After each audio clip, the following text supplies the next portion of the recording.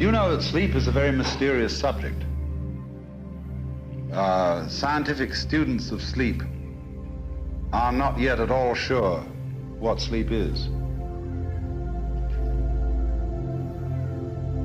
Apparently people need it, but nobody really knows why they need it from a strictly scientific point of view.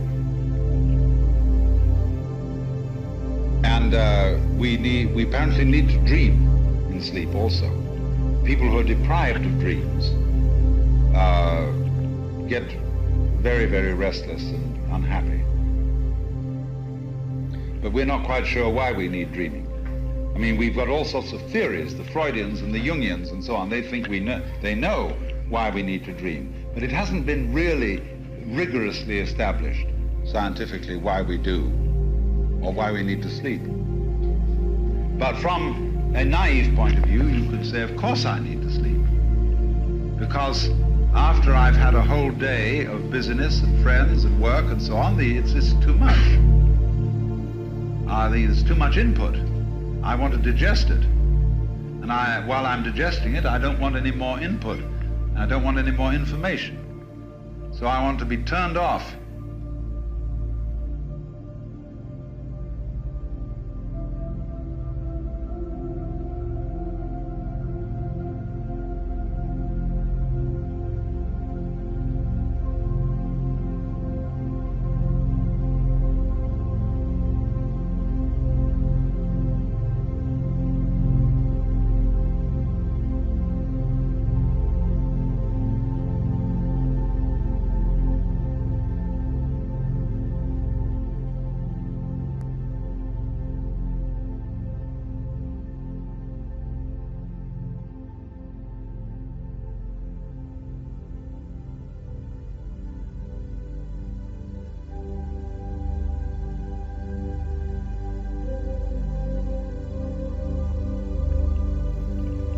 That's, you know, one of those simple common sense things that everybody knows, but has not yet been fully explained.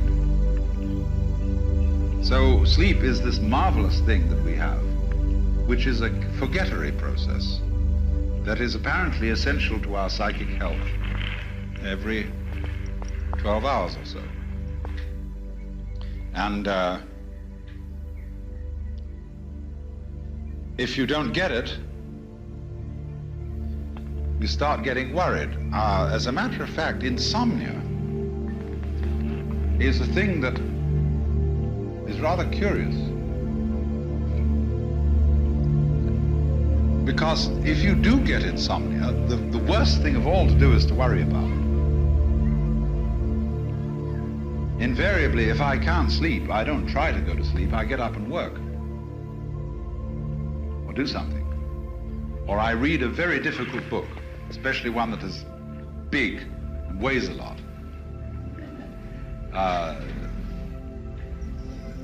This is a good way to go to sleep. But if you have insomnia, don't ever try to go to sleep. Nobody can try to go to sleep.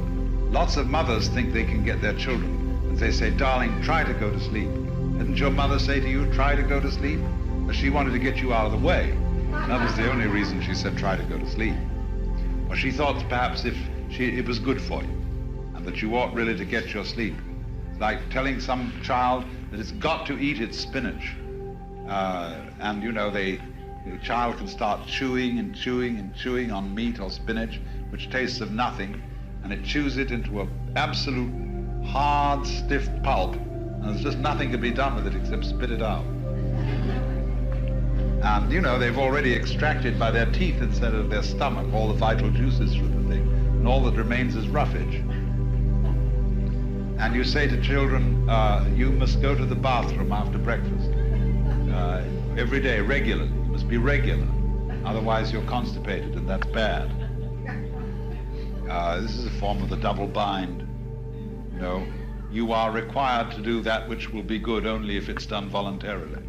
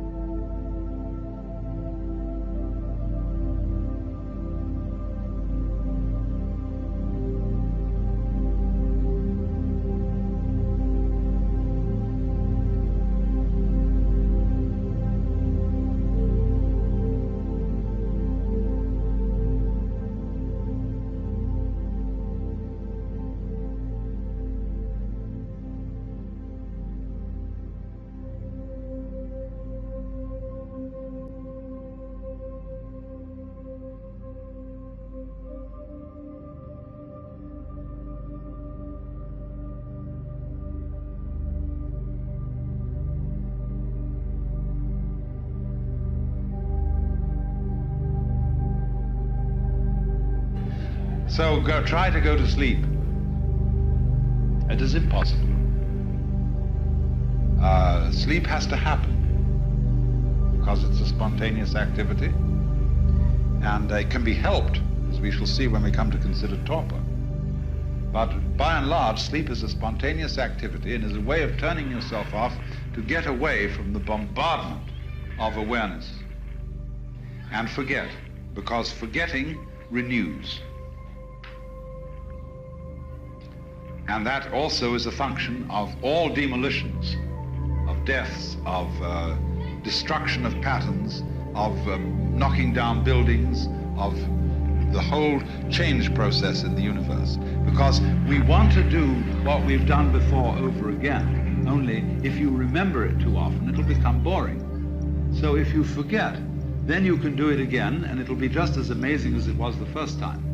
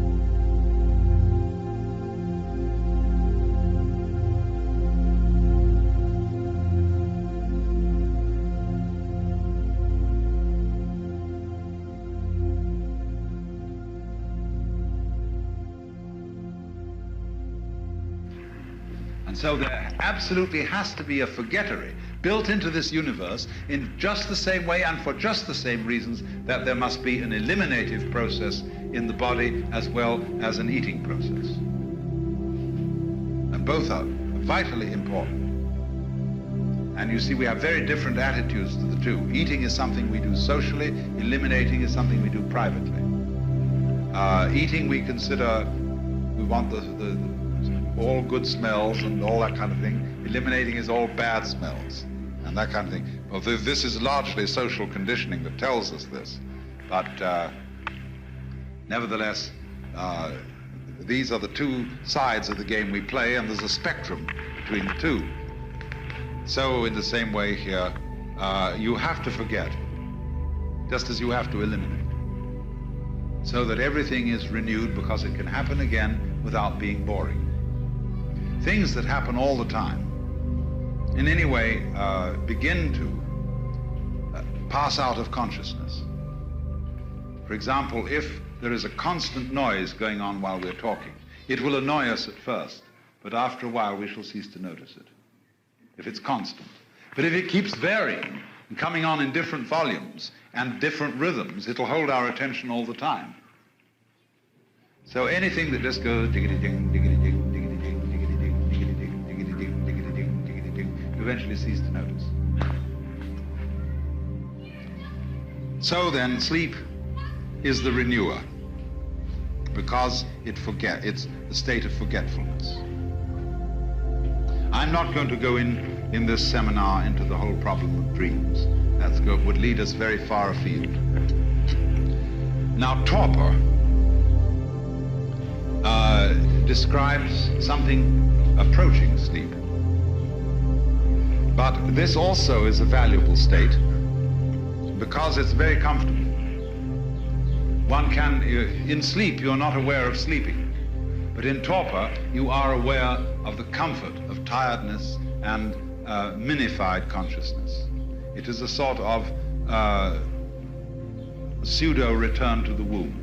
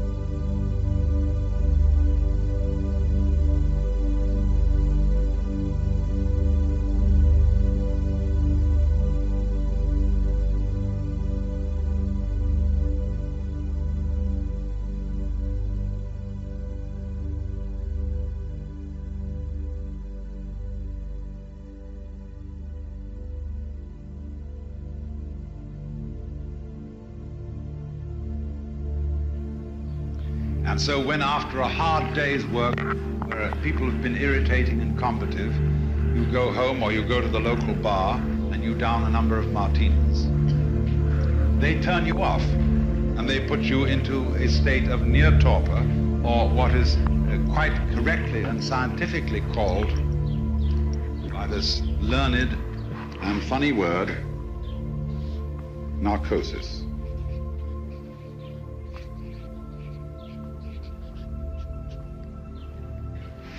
Narcosis, Narcissus, is connected with narcosis. It means torpor, reduced consciousness, reduced sensory input. And the reason why Narcissus is associated with narcosis is that Narcissus, when he saw his reflection in the water, didn't know it was himself. And he became so fascinated by this image in the water that he became unaware of everything else. He got hung up, or shall we say, to use current slang, hooked on his own image. And he didn't know it was his own image. That was the only reason he could get hooked on it. So Narcissus and narcosis are associated. And so the permissive narcotic in our culture is alcohol. And other narcotics like opiates exist. But you must remember that you can only correctly use the word narcotic of something inducing the state of consciousness which is torpor. Now you can do it by massage, by relaxation exercises, by hot tubs, many, many ways of inducing torpor.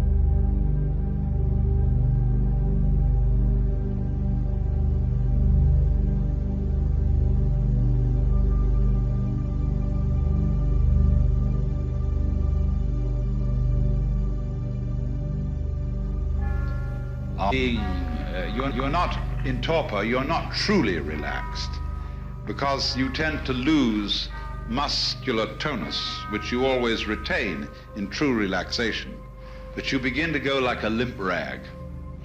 Now there's a place for that in life, and it's good as an way of sleep induction for people who have insomnia and are so anxious that they don't allow themselves to be turned off.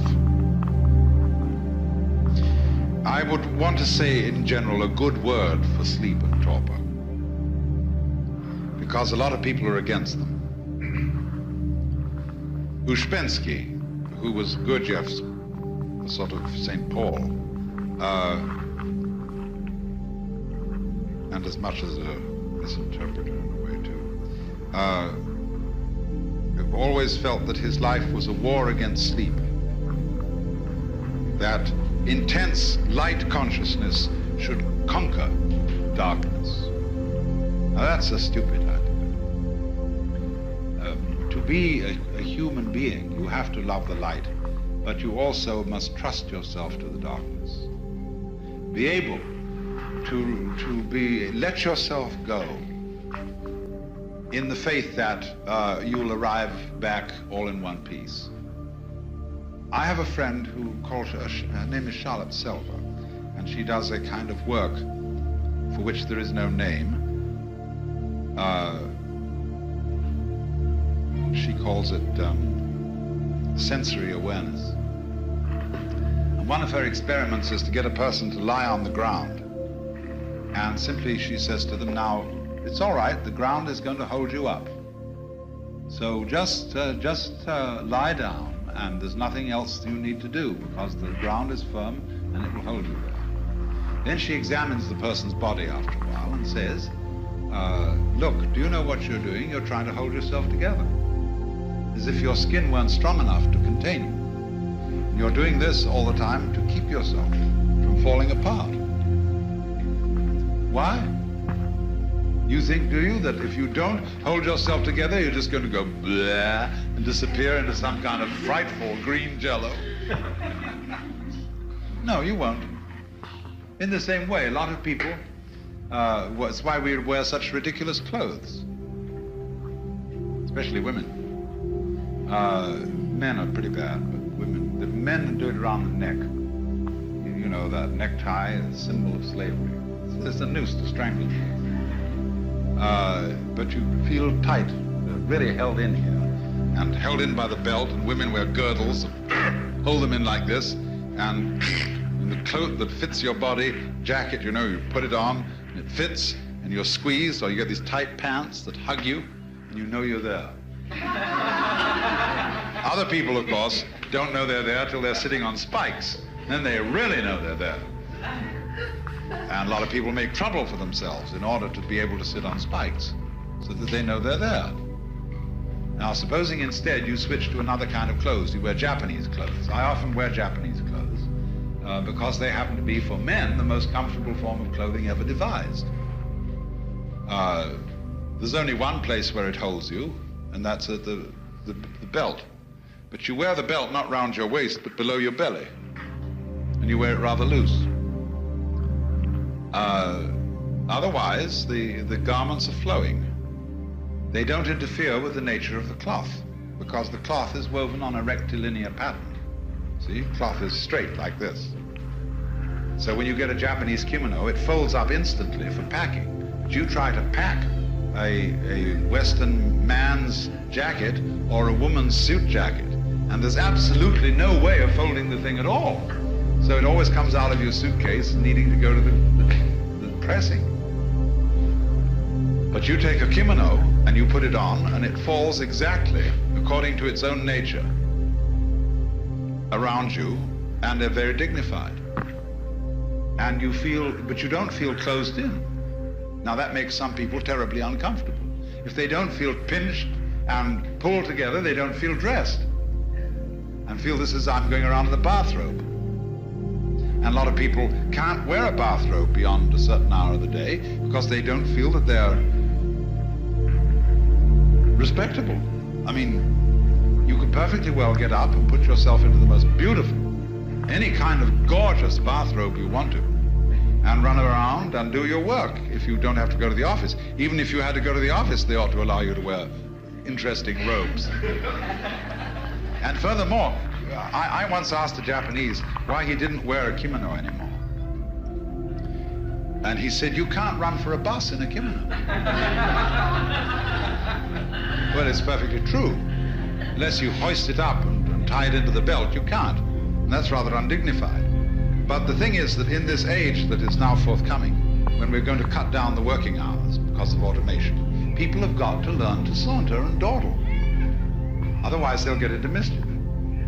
And so forms of clothing which are supremely comfortable, which require a kind of a sauntering attitude to life, are going to be very important for the future of civilization.